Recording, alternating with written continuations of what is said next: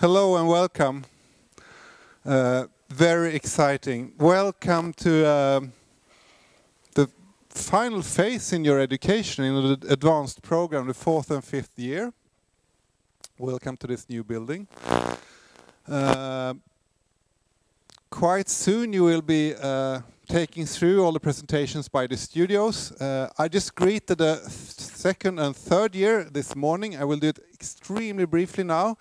Just saying, welcome, hope you had a great summer. I hope you take advantage of your studies now in these 2 remaining years with the assistance of our amazing troupe of teachers that Sue will present. Maybe the most amazing thing for most of us is that we are in a new building now. And as you see, we really tried now in the whole of August to make everything work. And 20 days ago, it was more of a building site. It's still a few things to adjust. Some loudspeaker issues, door issues, and the curtains that go up and down in their own way and not the way we would like them to do. We hope to solve this meanwhile, so be a bit patient.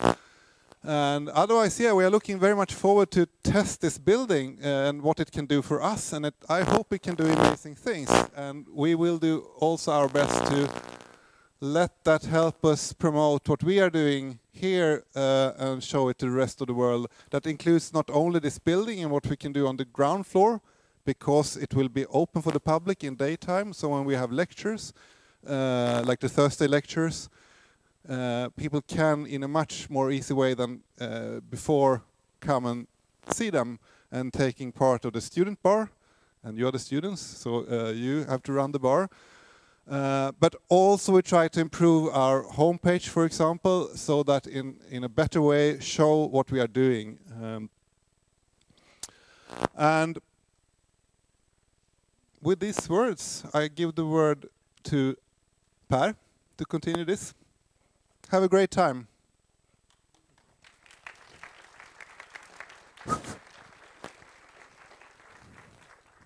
Is this still on? I guess it is. Yes, hi, my name is Per Fransson. I have met some of you, quite a few of you. I've been a teacher here for 3 years, and this year I am, the title in English is so nice, Head of Education. So I'm going to work closely to a lot of other people, but mainly for you. So, and also this year I'm Head of Advanced Level, because I'm substituting for Frida, who's soon going to take the mic. Super short about me. I'm an architect. Had my own practice here, which is now on a little small level because I'm here all the time. So I will try to, as the Head of Advanced Level, try to make this fall smooth for you all, together with Frida. And then I will continue as the Head of Education after Christmas. But please feel like a huge welcome. This is incredible. We've been walking around here for like 4 weeks, and it's been really, really quiet, and sort of like building up this feeling of what this could be. And already now it feels really, really good with all of you here. So I don't remember the slides, but this could be you. So thank you.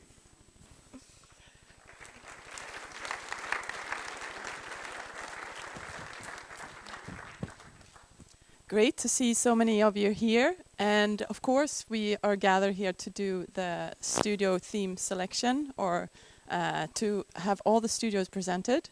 And like Per mentioned, I'm Frida Rosenberg, and I'll be the Head of Advanced Level in the spring. So you won't see so much of me here in the fall, but in the spring. But first, I want to say a few words about our studio system.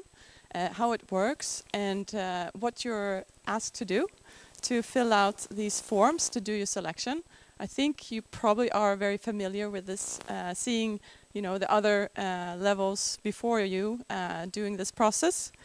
But of course, here at the school we have a studio-based system, and which means that each studio is proposing a theme, a pedagogical method, and each of these will be presented in just a few moments. They will introduce themselves and their themes.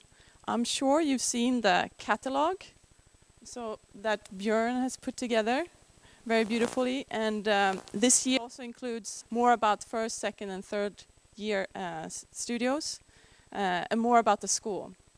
So this is your guide, and we're also filming this so that this will be posted online, hopefully by the evening, so you can go back and check out what was said and what was all the themes and all the projects that you're going to do this fall and spring. You will do fill out a form, which is this one, and we ask you to turn it in by tomorrow afternoon at 4 o'clock. And we also ask you to fill out a selection, 1 through 10. So you actually have to make a selection of all the studios. And then, of course, we will do our very best to give you your number one choice. But we won't be able to give all of you the number one choice. The way that this works out, and I might as well say this right away, is that we give priority to the students who are in the 5th year of the degree program in architecture and in the 2nd year of the master's program in architecture. So those are given priority, and then of course we will try to do our best to give you your highest preference. And what else do I need to say? We will, Per and I will be outside after this, so you can ask us questions about, the selection process. But basically, we will aim at having an even number in all the studios, which means somewhere around 26 students or a little bit more in each studio. And we then will try to coordinate this with the administration to give you your best selection. Okay, I think that was a little bit, this is the selection, or the box that you will drop your selection form, and it will be located outside here.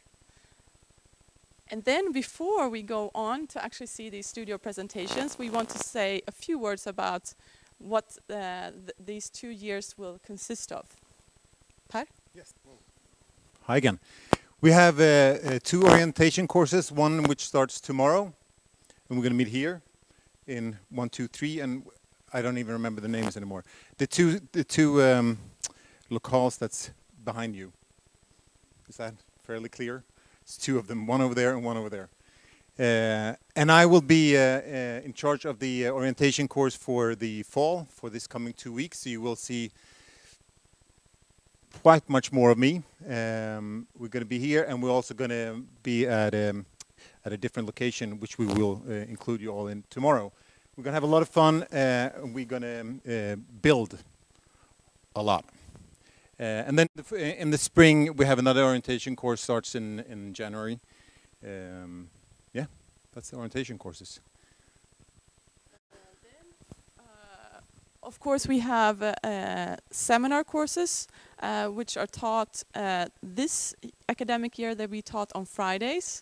And we will also have a run of presentations this coming Thursday, where all the seminars are presented, and you will also make a similar selection of a seminar. And they're usually taught a variety of teachers here. Some of them are based in research, some have taught here for a long time, some are doctoral students, and we try to put together a mix that represents what we do here at the school in terms of research and our academic field. Then a little bit about the degree project, which will finalize your 2 years of study. That will consist of a half-year project or 1 semester where you propose a theme. And new this semester is that we will also offer something called the thesis booklet seminar, So for those of you who are online or are going to do your degree project in the spring, you can sign up for a seminar course which is called Thesis Booklet Seminar. And so the thesis booklet is a preparation for your degree project. And so we're trying to put more efforts into finalizing, the preparations for the degree project. And then, of course, we also want to mention the final about the degree project, which ends up in the diploma days. And Per, Well, if this is a great day when you are all here, this couple of days are fantastic, because that's when we get to party together. And we have one diploma day in January for the degree projects during the fall, and then in I'm not going to say the dates, but in the late spring we have there's a full week which will be called then the diploma week, where we have much more of the degree projects in the spring. So look forward to this. This is a lot of fun. And I think now it's the... Okay, so what we're going to do now, we're going to go through the studios with our studio teachers, and we will start with the Studio 1 full scale, and I will keep track. This is more to the studio teachers, I guess. I will try to keep track of time. The images are going to be here. You actually have to do this by yourself, so, but I'll help you with time. So, okay, thank you. Well, we're Studio 1. My name is Anders Berensson, and I will be teaching this autumn. And then Malin Åberg will be my substitute. And this is Ebba Hallin. And we also have Johan Paju on 10%. So we're Studio 1, full scale. We design and build real projects. We as a studio provide you with, sorry. There we go. We provide you with a full-scale testing ground. And in return, we want you to give us great ideas, hard work, dedication. Also provide us with muscles and brains. So if you like to learn by physically do things, to experiment one-to-one, this is the studio for you. The thematic frame for Studio 1 is to study and interfere with building processes. We believe that you see things in the build that are extremely hard to anticipate in drawings or models. So our aim is to listen and try and learn from the experience of being a builder, and to, with an experimental approach, go beyond and improve the conventional processes of today. So our method is to test things one-to-one. And by doing that, we mean we design in full scale, we draw in full scale, and we test in full scale. Our method of evaluation is simply to build it, use it, and see if it works. We want you, during this year, to be hands-on detectives, take on different roles in the building processes. We want you to be architects, builders, economists, engineers, cleaners, and negotiators. We want you to study and improve Swedish building industry, the building processes, building materials, but most of all, we want you to improve the field of architecture. Okay, yeah, rather than simulating cases, we want to bring the students into real ones, and that means that they will be used after you are done. And it also means that you will meet real clients, and you will deal with real resources, real materials, and consequently someone else's money. And we are proud to have established collaborations that gives the studio like a larger turnover than the school can offer. And the amazing effect of all this is that you will have real responsibilities, and you will also get real reactions from people outside the school, from users of your architecture.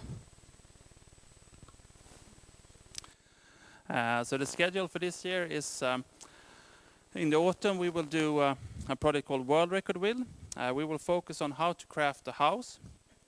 We will do this by building 3 small allotment cabins with 3 different themes. And we want you to make a world record within each theme.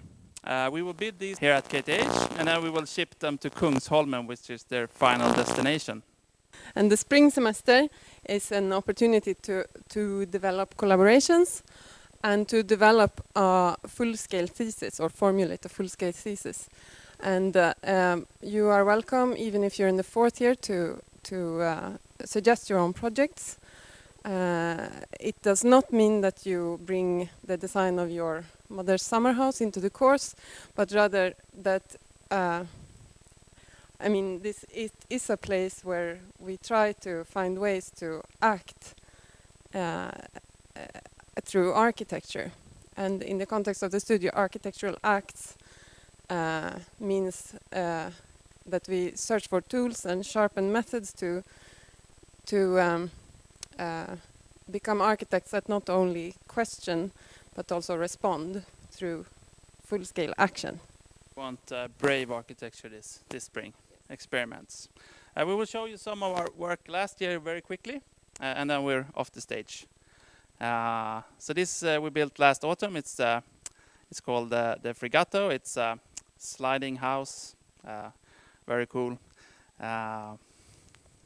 And this is a spring project called Limber Timber, made out of royal fir tree. And this is one-to-one mobile, which is a folding out structure for EU immigrants.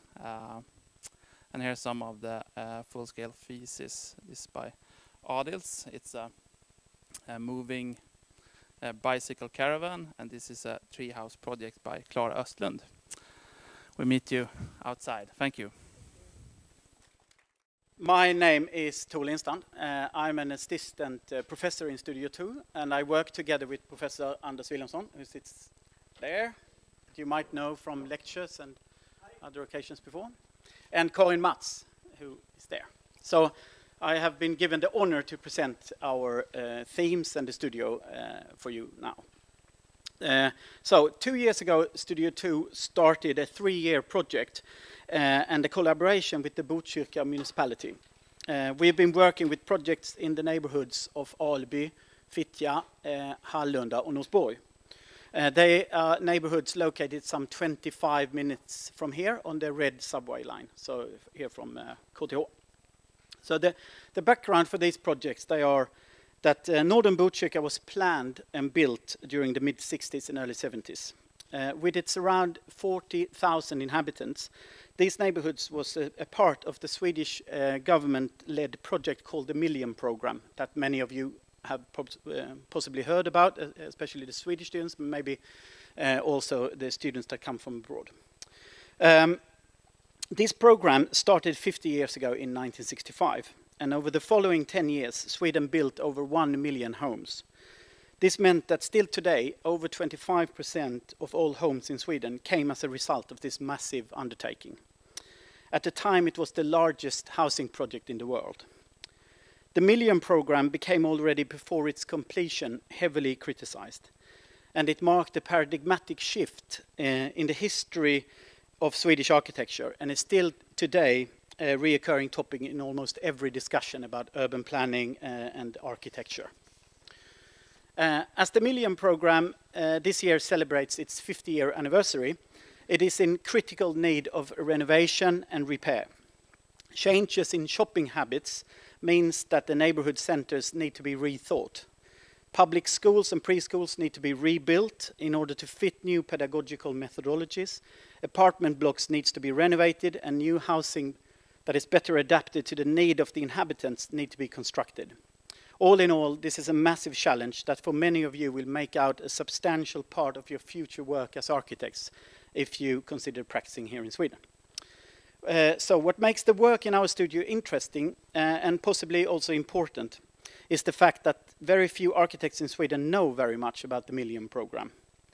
Having become neighborhoods that are relatively poor, very few projects have been realized over the last 40 years. So since architects such as yourself or architecture students come from very homogeneous backgrounds, hardly any architects today have ever lived in neighborhoods like northern Botkyrka. And because of the shift in power from politics to economics, very few offices have been engaged in work there.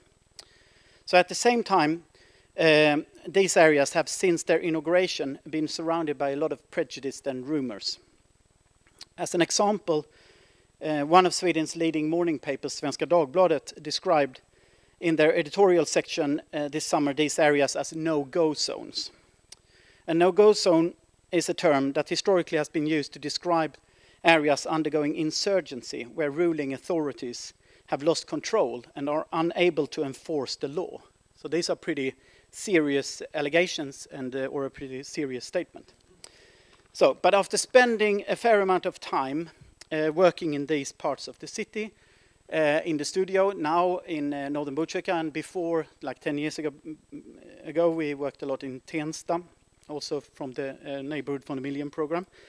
We can testify that reality is a lot different than what is thought on the editorial pages of Svenska Dagbladet.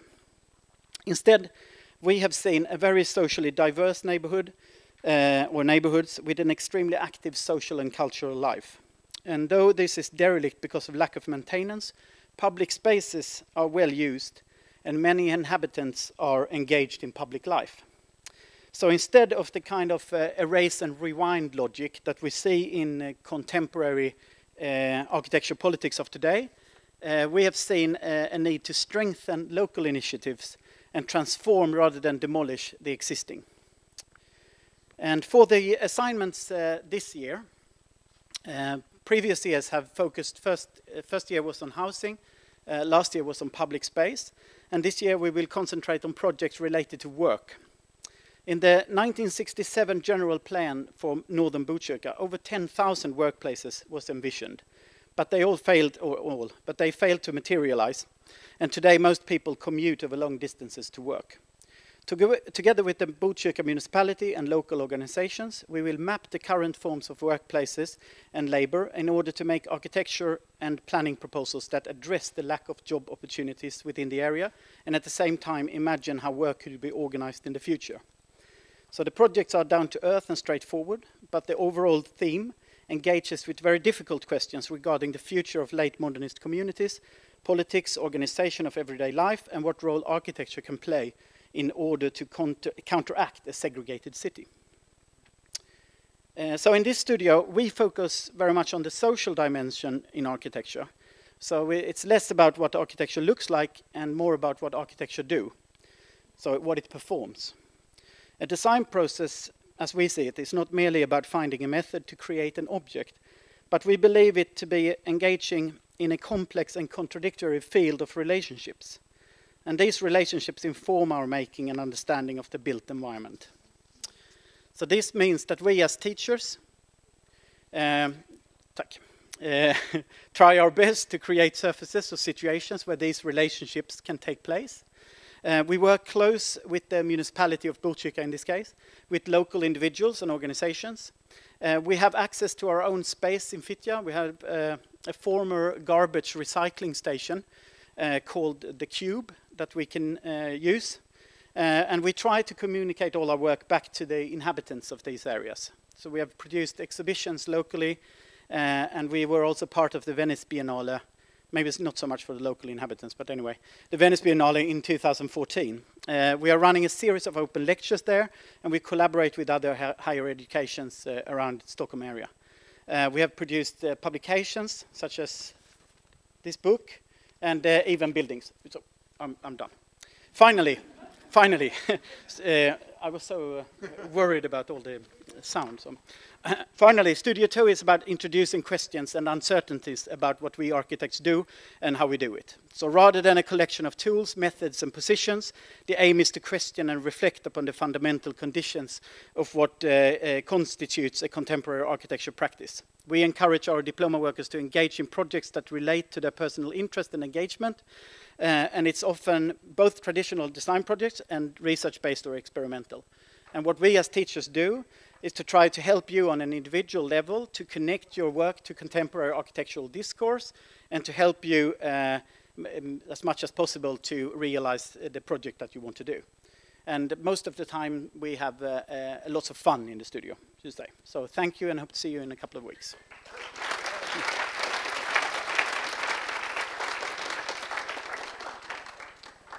And images are fast forward.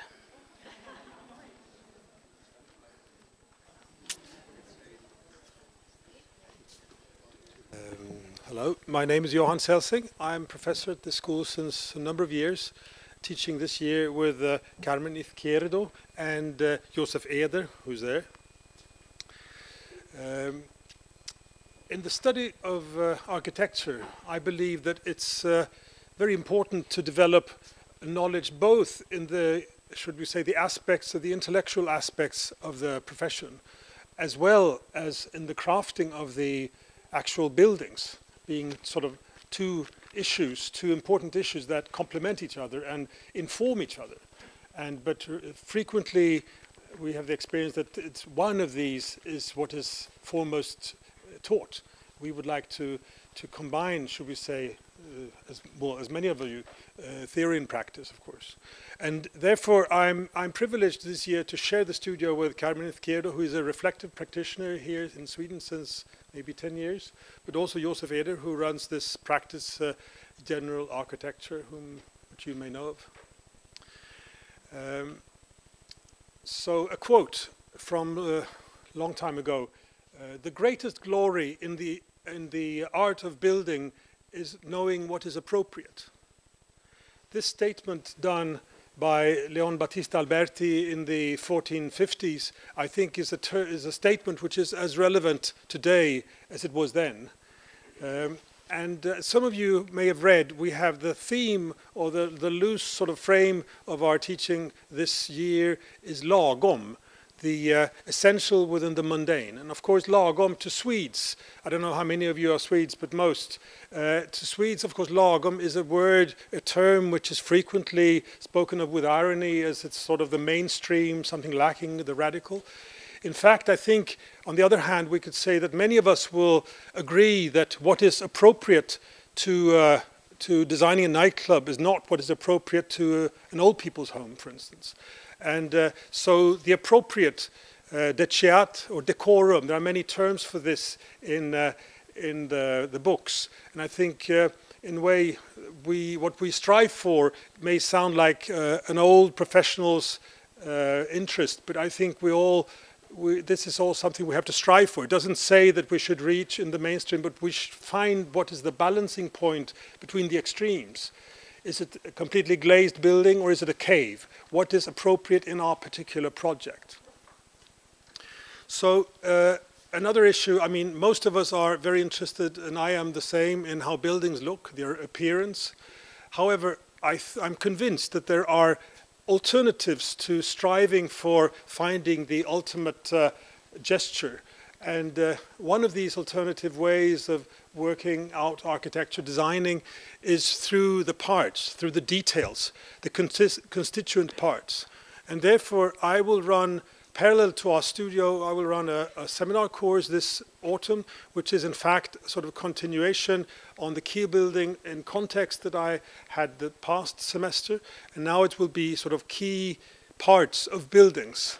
And I will speak of seemingly trivial parts of buildings, such as the staircase, the handrail, or should we say how the staircase could be floating in space between two levels, or being a sort of a throw between two levels, the handrail, or should we say light, daylight, how the skylights may make a sort of celestial contact between a dark space and above.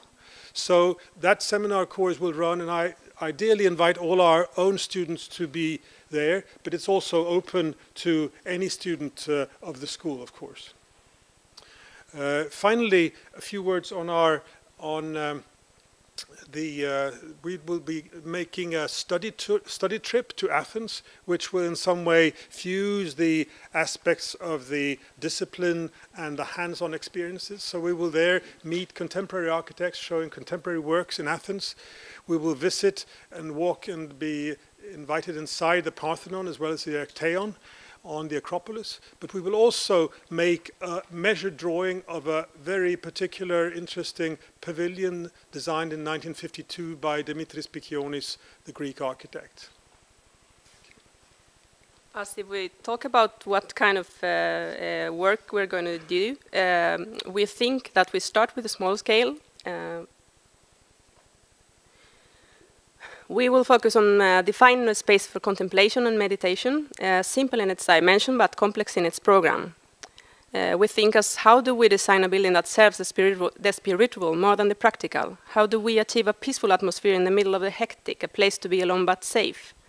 The threshold is one of the key questions. The state of mind has to be able to find peace in its transition. In the picture we see a mysterious interior out of the elemental. For this task, we suggest this place in Södermalm, a block away the transit but feels distant, protected by a slope but with the greatest views. Both a freestanding structure and one in continuation with the existing are possible. Then we reach the medium scale on our second task. And as we know, Stockholm is growing fast. As more homes are built, the number of pupils in primary schools increases simultaneously. Current forecasts indicate about 27,000 more students by 2030. To cope with the growing demand, the city plans building several new school buildings, one of them in the new urban area of Loden. Loden is the area where the oil port was established in 1926. As part of the strategical relocation of the cargo port of Stockholm is being moved to Nynäshamn and becoming a residential and service area. We find this area especially inspiring. On one side, the waterways, on the other, the green and wooded area of Ladugårdsgärdet, as well as today's cluster of oil silos with simple cylindrical volumes that reminds us of ancient settlements in the picture of Celtic village in the north of Spain. What are the similarities and differences between educational spaces in the past and now? Which factors affect the design of such spaces? What kind of spaces should frame education in the future?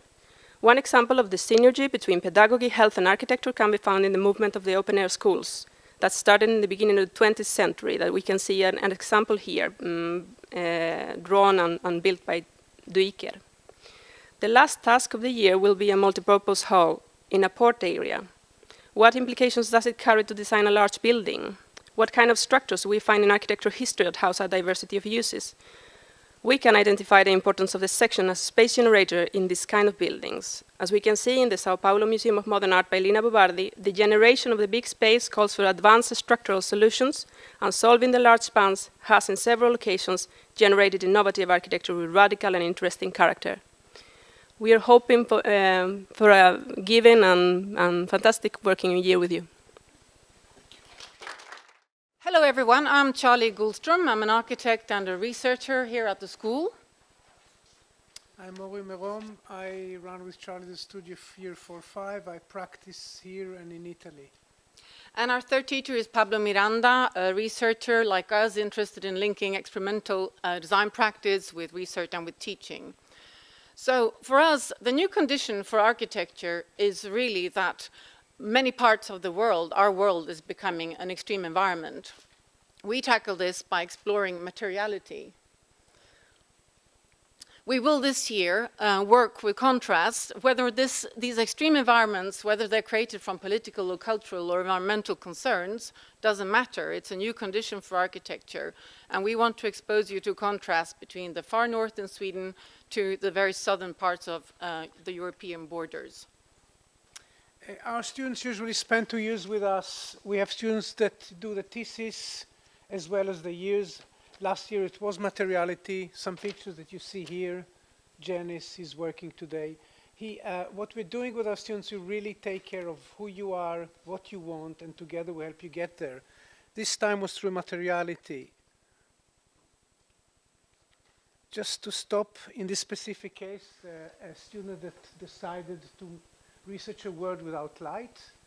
His conclusion was a well-developed agricultural as well as living system based on the survival of mushrooms through the last few million years, Axel. And David, that was negotiated and warming up of the planet by 6 degrees, final project in town planning. In our interest of materiality, in the last academic year, we worked very closely together with a construction company, Swedish construction company called NCC, because we were so concerned that the students might the projects could materialize. So over the year, we approached the task of designing a pavilion for an inspired by space pavilion, which would be connected to a big conference with 100 astronauts that's taking place at KTH in just 2 weeks from now. So our students designed temporary architectural structures for an extreme environment somewhere in the world. They also did this exhibition called Another Earth that will open up pretty soon. And in the competition, exposed and criticized by a very prominent international jury, the result of it all is this winning project by Stefania Dinea, who's here today. Congratulations again. And who is now very proud, I think, to be able to see the construction going up here on campus as the Dome of Visions, which is a new creative venue at KTH for 1 year, where you will be taking part, I'm sure, of many exciting things. That was last year. Oh yeah, and in 2 weeks' time, the pavilion will be inaugurated together with these 100 astronauts. But this year then? Okay, for this year, number one is a project in the northwest of Sweden. It's a Naturum. It's a space for observation of nature. It's a quick project. What we're going to do is produce a house very quickly to see who you are, what you do. All this is very, very much oriented into portfolio and today's very hectic sort of working world. Next project is next project will be in the south of Italy, Ostuni, the white La Città Bianca, the White City, with local architects. It deals with working behind the walls. The development of these cities are very slow and very complex. In the last 100 years, there's rather chaotic situation all around it. We're going to deal with a large-scale project, town down to small details. And the third project in the spring will be another approach to materiality. We'll work with responsive environments and interactive architectural prototypes. And the fourth project, we will pick up what we've done for many years now. We will invite our students to participate in an architectural competition, probably an international one, where we coach you to make really very good proposals. So with just a thank you note for listening, we just want to invite you because we think the world is really asking architects to reformulate the conditions of architecture with new proposals. So that's it. Thank you very much. Hey. This studio investigates the borderlines in between different concepts and conditions. Between gravity and lightness, between art and architecture, between the generic and the specific, sort of the invisible gaps in space and time. Here illustrated by the project Cloudscapes by Tetsu Kondo at Venice Biennale. And us teachers, it's me, Teres Selberg. I'm an architect teacher here and a dancer and also an artist. And I teach together with Leif Brodersen. He's a teacher here in the studio, but he's also teaching in year 1 and 2, so maybe someone met him before. He's an owner of the architecture company 2BK here in Stockholm, but he's also a musician, something that he doesn't have on his business card, but that's true. We will also meet Helena Pavernidich. She's an architect and a professor from Zagreb.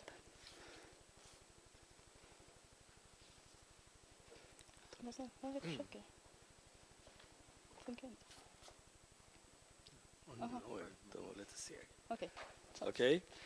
This diploma project by Olga Tengvall, The Moral Institute of Higher Fiction, illustrates the methodology of this studio using a research by design structure. The students define and formulate their own concepts from a given topic that we give, and then self-program their projects. We want you to feel involved in a larger overall research movement where the parts are important, but where the total outcome of all projects in the studio is the most important thing. The very first project this autumn will be dedicated to sound art and experimental music. We will study and use different artistic interdisciplinary methods and experiment with acoustics, rhythms, and sounds as generators for our architectural projects. Our site for the project is located at Tor Lindstrand, in close connection to the waterfront, Tantelunden, and the bridge over to Liljeholmen. Here we will be designing new kinds of interactive public spaces for experimental music and sound. And throughout the whole project, our primary architectural communication tool will be model making. And this is something that we hope that naturally will continue throughout the rest of the year. In the second project, late October till Christmas, we will try to revitalize a dynamic but problematic context with huge potential located on Hvar Island outside the Dalmatian coast in Croatia. The site is part of the ancient Greek system of agriculture, and the site is also a UNESCO World Heritage Site. Linking the present to history, we will work with a mixed-use program comprising of local food production, wine, olive oil, housing, education, and tourism. And the tourist season is too short and could be prolonged in different ways. We will visit Hvar together with Helena Paverniric from Zagreb, who has been working with the local authorities for many years now, and they really want new ideas and strategies from us. So it's kind of a real commission here. In the first project of the spring semester, we will investigate the opposite of the generic, of the general, namely the specific. We will ask ourselves how specific a building can become and identify spatial qualities generated out of that. In order to find this specificity, everyone will choose a very specific client. It could be a real or fictive client, and make a building into an extension of that person's character, sort of into a narrative for that very specific person. And this is here illustrated by Adam Bergendahls project, The Last Man on Earth.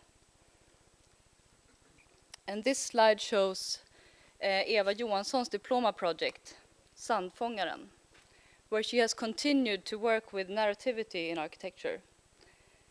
Here showing a slow, natural movement of a huge sand dune in Denmark, leaving traces and filling up spaces within her building, and through that telling a story of nature that has passed. In the final project, we will study Japanese culture and architecture, including important concepts such as ma, which we are searching for, and constantly, and uku. The brief in the last project has its starting point in the understanding of the diverse urban fabric of Tokyo metropolitan area, as well as the concept of filmmaking, directing, editing, cutting, and producing in relation to architecture. And there are lots of interesting similarities. These studies will be applied in the design of a film studio residence in Tokyo. We will visit Tokyo in late March next spring, where we have developed contacts with offices like Bauhaus, Tetsuka, Sana, Ishigami, Tetsukondo, and also with the school with the TIT. This is Kite Workshop by Ishigami. Throughout the year, we have 4 very different projects, which makes it possible to make experiment and also makes it possible to take risks. We hope. Okay, thank you. Okay.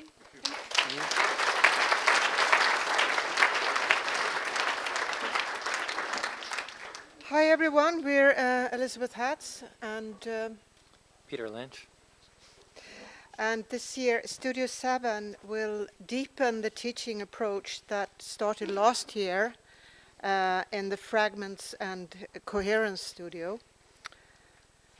We're, in a way, we want students who will work and think at 2 levels. One, very comprehensive and kind of in love with the complexity and the mastery of architecture. So someone who likes to grapple with all the realities of architecture, but also skeptical and asking questions and able to stop and then rethink foundations and not take for granted their own methodology. So last year, the overriding question that organized the teaching in first semester and that provoked the students in the second semester was about fragmentation and coherence. And as a type of continuation of that, this year, we're asking about the fundamental role of adjustment, layering, contingency, alteration. And we're proposing that the idea of fitting, of adjusting and reconciling is a form of architectural intelligence. And it is particularly visible on an urban level, also on a rural level actually, in historical buildings and cities. As an example here, the old Houses of Parliament in Dublin, which we're going to visit, which from the outside appears to be a coherent whole, but which is in fact a compound of layers of buildings that negotiate with each other and have evolved over time. So, sorry, I'll go back. And it's funny because we don't always realize this, but that many buildings and places that we understand that it's complete and final are in fact the result of such adjustments and additions and layerings over time. And we think that architects in the future, we will have to deal much more with handling of the existing and establishing new relationships to the existing. So we want students to dig really deeply into this kind of thinking. Changes in function over time are important. And to unravel the spatial and architectural impacts of such layerings and alterations, we will in fact use Swedish church architecture as a kind of initial touchstone. And then, after that, make a fresh inventory of the adjusted space typologies that we can find in Stockholm. Just to go back, very important is that we see Studio 7 as an accumulative archive of architectural knowledge to which all of us in the studio contribute. And because of this, the research that we produce must be organized in a very clear and accessible way and also communicated. So we want to give you examples of how someone has done this in the past. Beginning with a new premise, how do you organize, let's say, typological investigation? Some of you know the project Made in Tokyo by Studio Bow Wow. Their premise is different than ours, but that's a very good example of how you can begin with a hypothesis, go through the city, a survey, and organize that information, and kind of propose a method. Now, on the right, you can see an example of how this contingency, the kind of things that happen when you're planning, when you're working, how that can inform your own method. And this is a project from 2011 by Mikko. There are two young architects from Sana's office. And you can see, if you look carefully, the after and before, they use the gap, which is just a contingent fact of this kind of dense suburban development as a way to organize the project. So the highly charged and dense way of thinking that we are proposing has implications on every level, from the large scale down to detail. On the right here is an image of one of my own works with Berg Architects a long time ago for Noble Industries that in a way is linked to this type of thinking and working and kind of unfolding in elevation and massing. It's an addition and alteration of a formalin factory from the 1940s in Nacka. And the task and the proposal that I set for myself when working on it was how to grapple and meet and negotiate and wrestle with the existing building as an architectural character, and how to make the additions within that kind of discipline. So on the left, you can see an image from a recent project of my office. The upper parts of detail, we're basically saying that this mentality of adjusting and negotiating is very evident at the detail scale.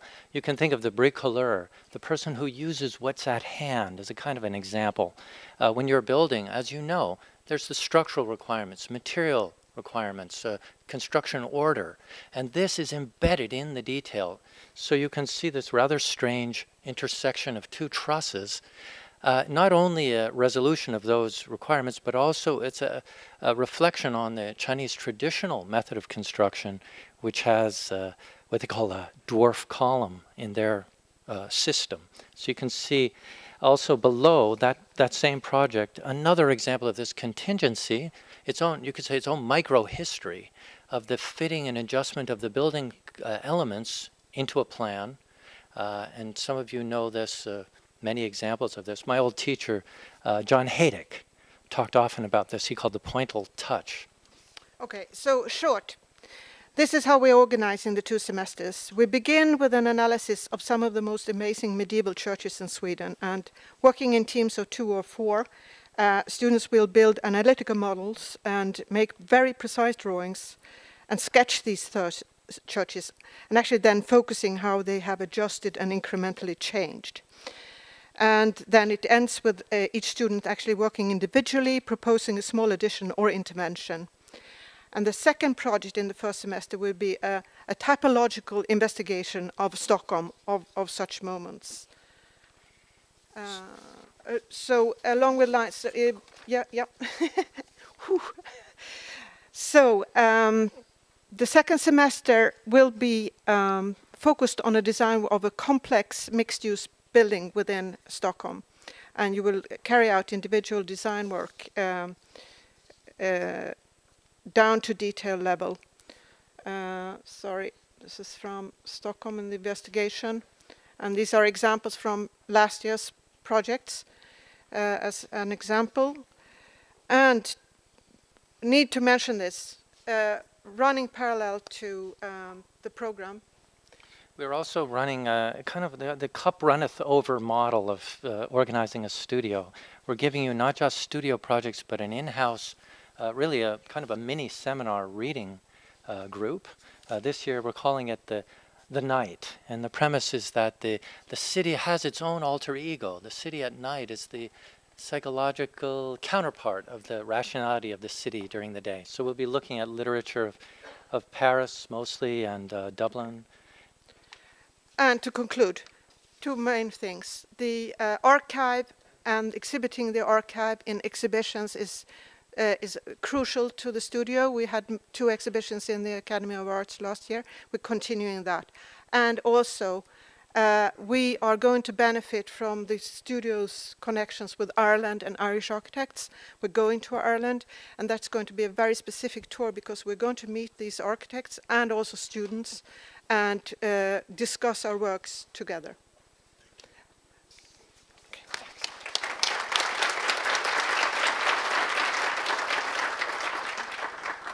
Hello everyone, we are Studio 8. I hope you're not falling asleep.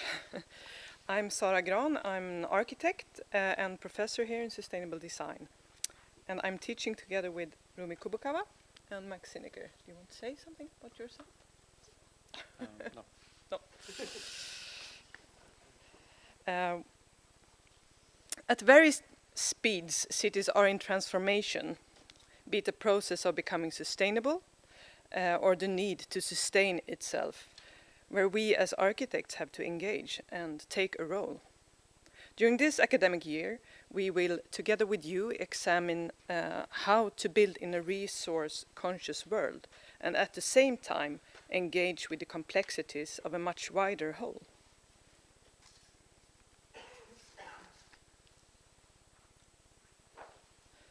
We will continue to explore the city through work around the concept of a common urbanity, studying the potential of public production of space and with an awareness of the fragility of the environment and of our current political and economic structures.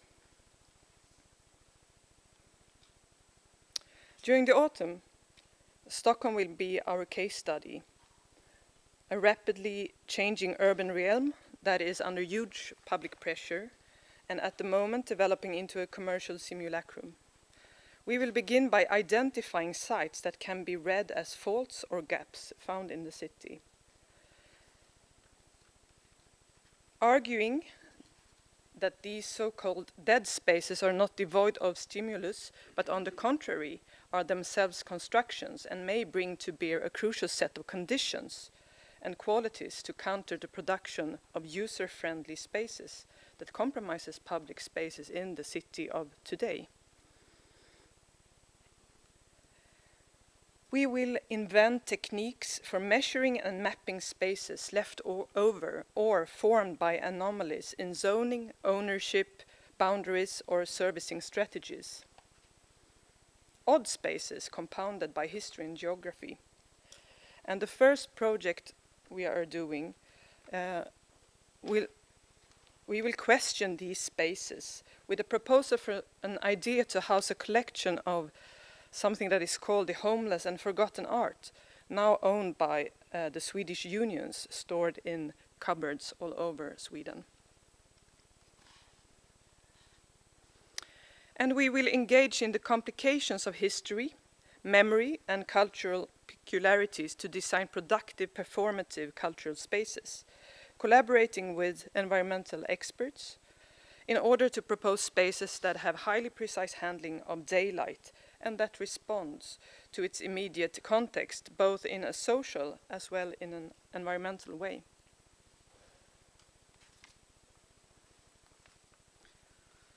During the second project, we will engage in the ongoing discussion about the use of Stockholm's main resource, namely the water, with proposals for an adaptive outdoor bath at Djurgården.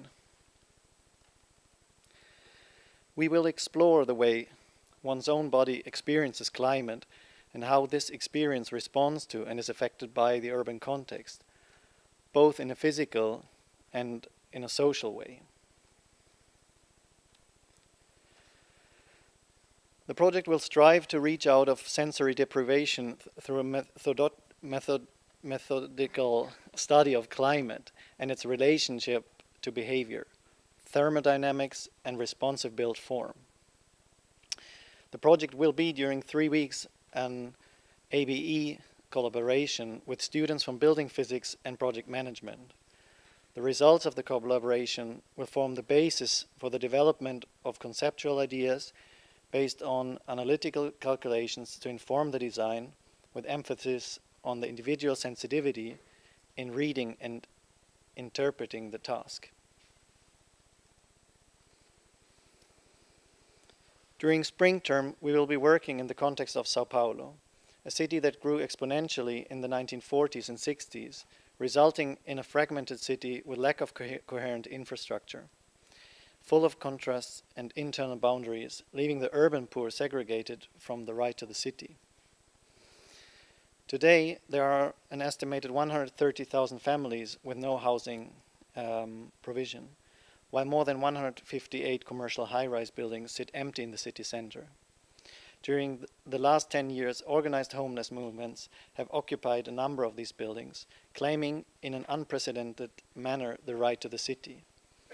This challenging situation offers an opportunity to reconsider the city center. In this context, and continuing from our last year research, we will refine and expand our search in what urban resources may be, in a collaboration with the students from Escola da Cidade in São Paulo, which is seen as a long-term collaboration. And last year, this exchange really proved to be very fruitful with very insightful and relevant questions. We'll study the movement for housing and its manifestations in form of illegal occupation of empty buildings in the city center. During the workshop there, during the spring, We observe the city from a very close perspective, designing, as it were, from the ground, and really striving for a degree of precision in our observations and an understanding of latent local situations. The metropolis is really not only about architecture, but is an all-encompassing cultural condition. In São Paulo, we can observe this culture as being a restless, searching, visceral, physical experience. And instead of a bunch of abstractions. And in proposing a series of urban incisions, we are going to strive to explore notions of incomplete form, an architecture that is receptive to the shifts of usage, need, and social conflict amongst the inhabitants. So during this year, we'll work with you in finding an eloquence between your ideas and the tectonics of your architecture, and an architecture that really allows history and process to be in evidence with the present. And we do anticipate that the year will require a lot or a great deal of work from you and from us, but we look forward to it. Thank you.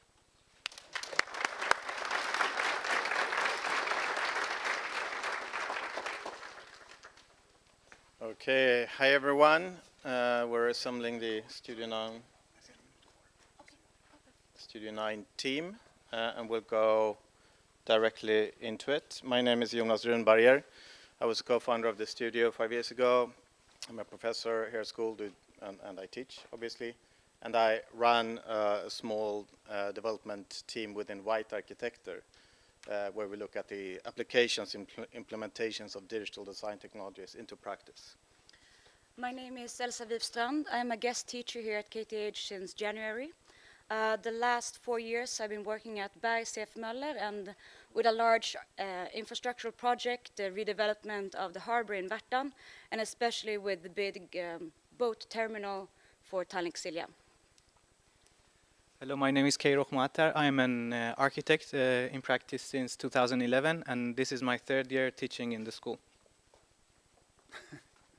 Hi, I'm Julien Desmet. I'm an architect, designer, and I've been involved in a lot of projects that will deal with the subject that we have today, that we're going to discuss in the studio, which is the combination of infrastructure and architecture. We've been realizing that Stockholm is actually, we've been researching and found out that Stockholm is becoming the fastest growing city in Europe, so faster than London. We thought that was a striking condition, and as Studio 2 explained, the million housing program is sort of like reoccurring today almost. There's a need for 500 or 500,000 new houses by 2030. So we'd like to address that condition, and we'd like to address also the fact that we have the feeling that the contemporary architecture in Stockholm doesn't really get a lot of airtime. We feel like, in a way, the best contemporary architecture happens underground in the subway. So we think that it's about time to look for new grounds for contemporary architecture. And we thought it would be interesting to actually tab onto the huge efforts that are put into infrastructure in the city. So more than 100 billion kroners will be used to 2025 to create new infrastructural work. We would like to see how could we combine architecture and this infrastructural effort to create a new form of urban development. And that's sort of the question that we're asking you, and that we hope to get great answers. So how do we go about that? Well, we decided to layer up the city through its different infrastructural systems. So in the first project, we'll look at existing and new tram lines, which actually becomes the site of our investigations and for design proposals. Following what Julien just said, that we're looking for the merge or the opportunities provided for architecture in the extension of infrastructure. And in project 2, we'll go into the subway network and work with both what we have today and also future extensions underneath the Globen area and also towards Nacka and maybe Barkarby as well. And in both old and new contexts, work with the station itself as a stimulant for urban change, but also the line itself or the infrastructural structures as sites for development, for housing, for social services, and for public spaces. This image is showing Stockholm's bypass project, which is a very controversial and sensitive subject to discuss. However, we will use and investigate plans of this nature, as well as existing networks of car traffic, pedestrian and bikes, to pinpoint interesting locations which could host our projects as new sites for architectural interventions with different programs injected to it. So then in the wrap-up, we've covered already 3 different modes of infrastructure. So we want to end the final project, which we've branded Into the Wide Open, with more of a maybe strategic and speculative approach to infrastructure and architecture, in which students become planners and designers at the same time. Following our tradition in the studio, we will also look at the full-scale component. So students in the 4th project have the opportunity to either go into full scale based on earlier projects, or to work with this much more strategic and speculative approach.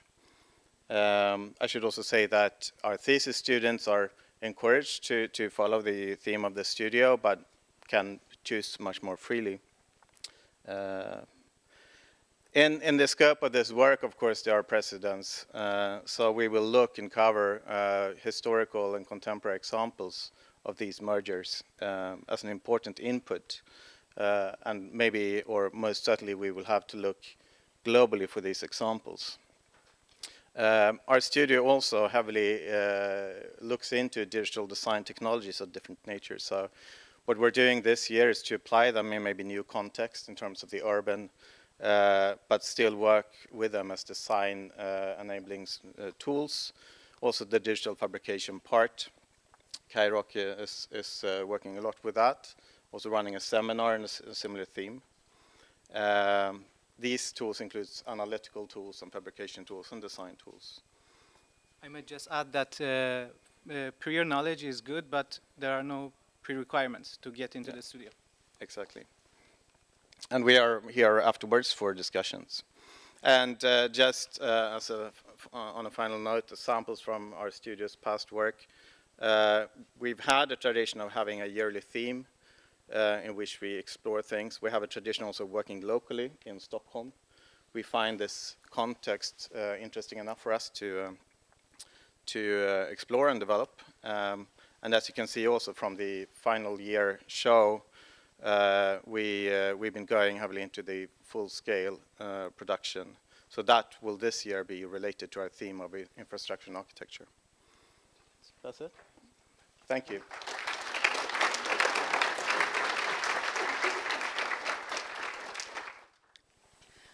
I'm Ingrid Svenqvist. My name is Alexis Pontvik, and I hope you're not so exhausted that you can't listen to us. Give us 4 minutes. Briefly about ourselves, I will say some words about myself. I've been a teacher here since the late 80s, and at present, professor of urban design in this school. My background is I have a background as a practicing architect. Architecture as an example, Uddevalla Konsthall, but also the 3 other pictures which represent a part of my work. Basic 3 pillars. 1, urban design, of course. Second, exhibition productions, which we have done about 25, large and small. And thirdly, I guess, which is relevant for this course, work in developing countries. I've been working in the Middle East and in East Africa for about 15 years as a consultant, but also traveled extensively. Ingrid, what about yourself? I'm new at this school, but I do have some global connections. I worked with the developing projects. I was a former CEO of Architects Without Borders, and I worked with slum upgrading projects in India. I'm also a practicing architect for almost 10 years now. Worked with small projects, big projects, early stages and too late stages. I also worked as a construct manager, following my projects out on the building sites, which is an extremely exciting and frightening experience, exhausting and absolutely wonderful. So you should all do that. I should say more about myself. I think we should be brief. We'll just go through the 4 projects. Yes. So we have, we will just go through these 4 projects which span a bridge between the individual dwelling and large city extensions. Look at this picture. A building or a house consisting of just 3 strings, clay, and pieces of wood and a palm tree. All materials which are local, and this is absolutely basic. And I think these are one of the questions we will ask ourselves with this as an example. What is actually needed? What are the basic necessities for houses? What is obsolete? I think that's an interesting question. Another question is, to which extent can we start building more local and in relationship to climates? So on one hand, we have a very small task, but we will go into great detail how we can respond to local climate in the way the building is positioned in the landscape, in its direction, in its surface, in its material, and of course its shape. Next project. We have both Ingrid and myself have been working with development projects, and there are about 900 million people living in very extreme conditions. And we use terms like slums, we say informal housing, we use different concepts, but in fact they are very different. And the examples where Western countries try to improve things in these places have often failed. So we are very interested to analyze this, and to in the studio we will make a compendium, and no one will leave the studio without knowing the slopes of Rio, the favelas, the areas around Mumbai, and the large slums in Nairobi. So this project will end up with what can we learn of these places, not how can we go in and improve them, but what is there something efficient in this simplicity? Is there something interesting in these units? Is there something to learn about this? I think it could be a great lesson. The third project is about analyzing the basic components of the city block. Everyone talks about cities, everyone talks about more sustainable cities, but how are they going to look? Which kind of units will be built out of them? What are the qualities and which parameters will determine the shape and the form, the exploitation? We have to learn how to build in a more dense way. How can we develop that? So this is a group project, and the whole group project belongs to everyone. Different groups develop typologies, which then are used in the next project, which is city extensions. And here all the experiences from the last project will be positioned in a local landscape, in a local topography, in a local culture. And there will be collaborations with other universities. We haven't decided yet where it will be, but there will be an interesting location, and it might well have conditions which we are not very accustomed to, and we will have to learn and be on the spot. And this picture is what it's showing to you, being there. It's you can see a sort of expectation. There are last year students moving on Lake Nasser towards the pylons of the Philae temple, and with a lot of curiosity, with a lot of expectation, and you're welcome to Studio 10.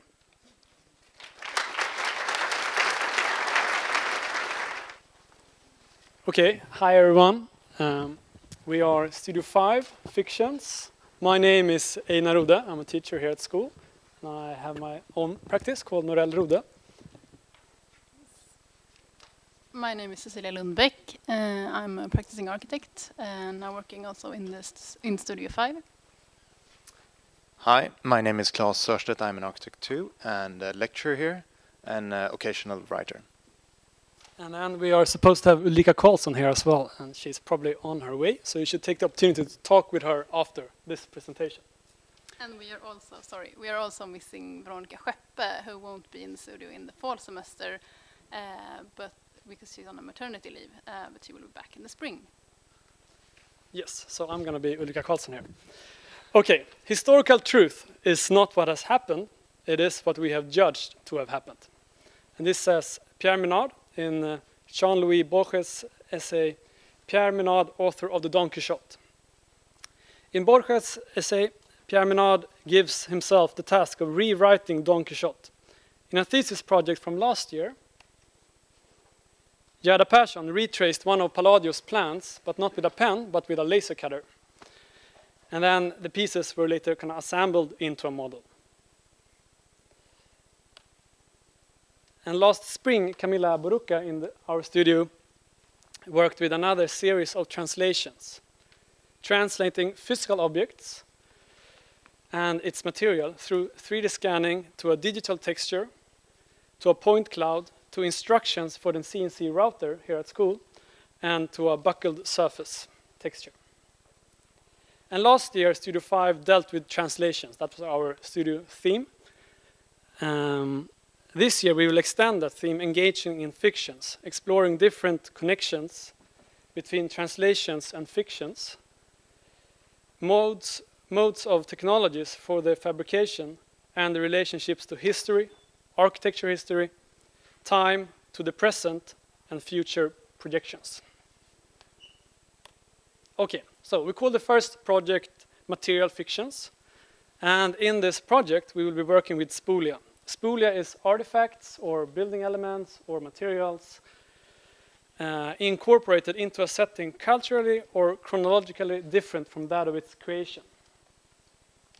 And this is a small medieval church in Athens where ancient elements such as this pediment that you see sort of on the top left, let's say, or perhaps the bullhead above the door are being put together again in a new situation.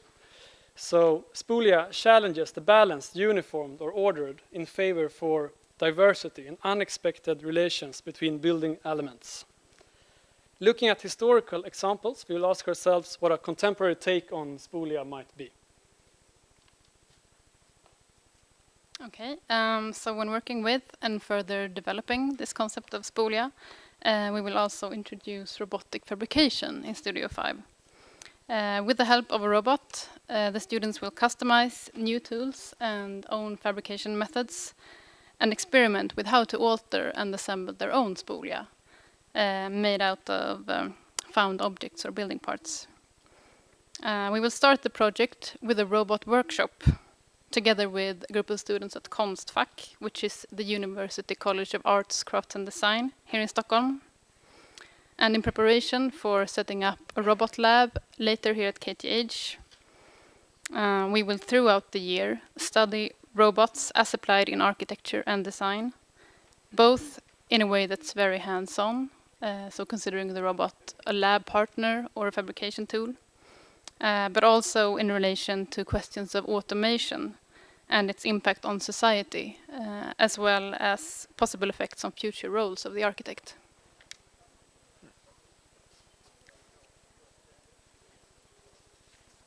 The second project will be called Local Fictions, and during the second part of the semester, in total it will be 3 projects, not 4.